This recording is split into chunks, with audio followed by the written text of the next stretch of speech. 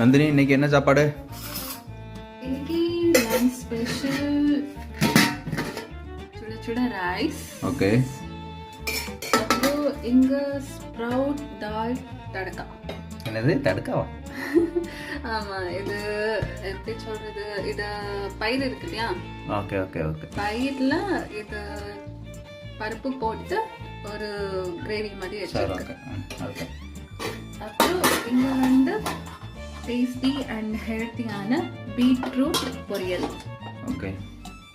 பாத்தீங்களா, கலரே எவ்வளவு அழகா இருக்கு. ஓகே.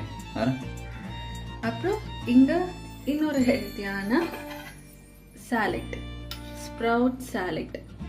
ஓகே. நல்ல ஹெல்த்தியான டேஸ்டியான சாலட், ஸ்ப்ரவுட் சாலட். ஓகே.